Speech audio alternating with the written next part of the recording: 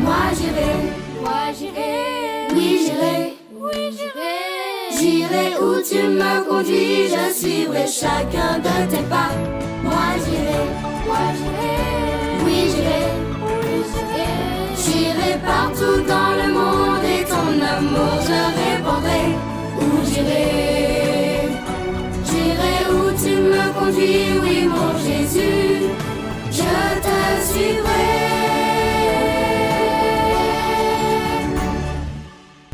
Hello, c'est moi, Martine. Comment vas-tu?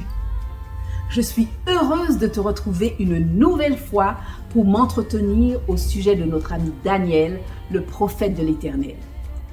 Aujourd'hui, je te propose non pas une nouvelle aventure, mais plutôt de comprendre qui était Daniel.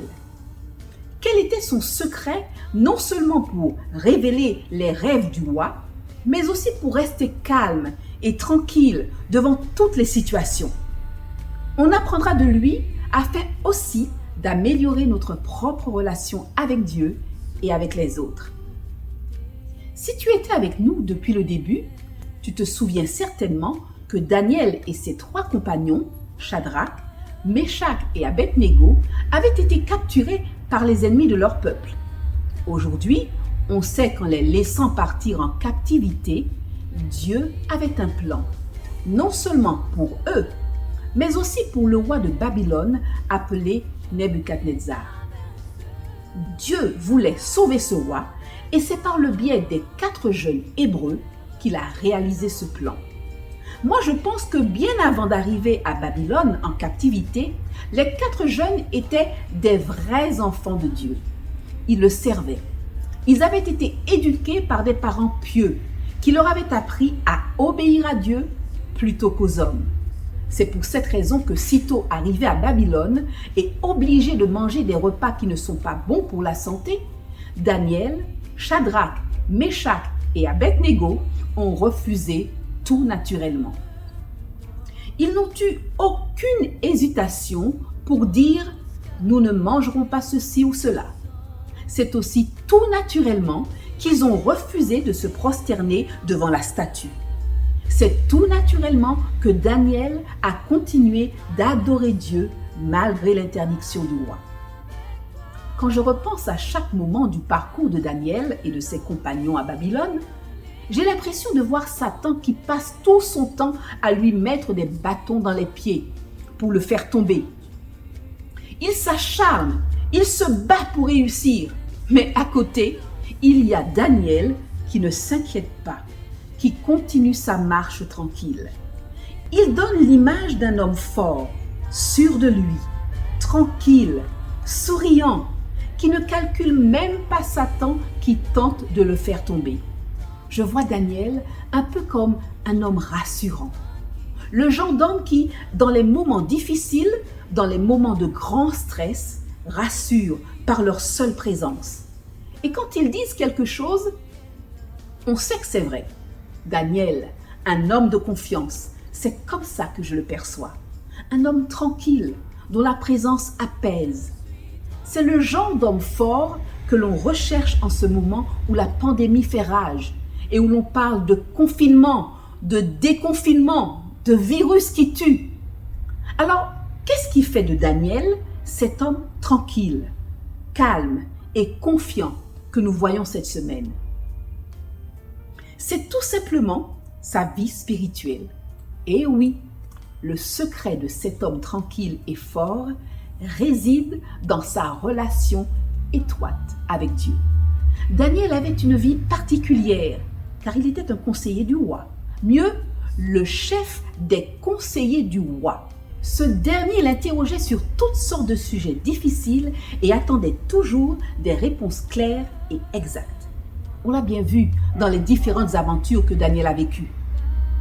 Et s'il voulait être à la hauteur de la tâche essentielle qu'il avait au royaume, Daniel devait avoir non pas une boule de cristal comme les voyantes de nos jours, mais Dieu à ses côtés.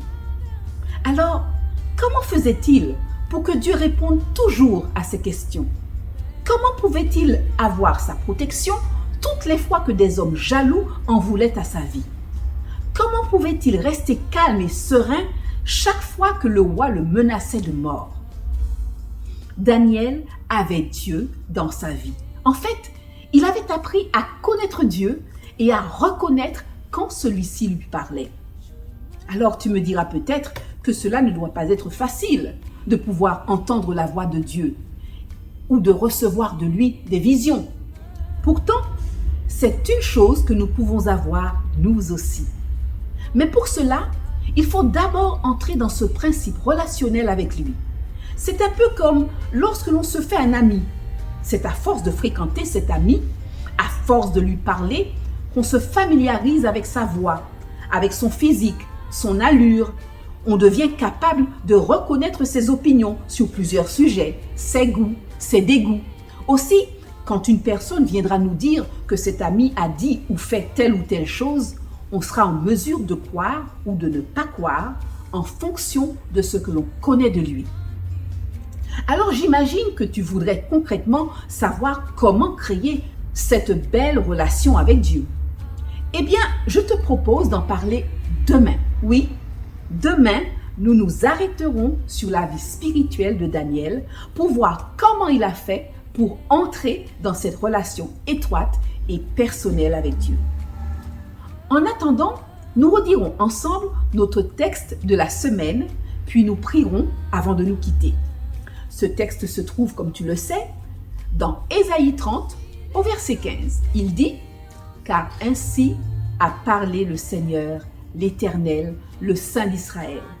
C'est dans la tranquillité et le repos que sera votre salut. C'est dans le calme et la confiance que sera votre force. » Maintenant, prions. Père éternel, Dieu grand et puissant, comme Daniel, nous voudrions avoir une relation étroite avec toi. Les jeunes, les enfants souhaitent pouvoir te parler quotidiennement. Aussi, tendre Père Céleste, donne à chaque enfant la possibilité d'avoir ce moment de prière avec toi, ce moment d'étude de ta parole. Nous t'avons prié au nom de ton Fils Jésus et pour ta gloire. Amen. Je te dis à demain et prends soin de toi.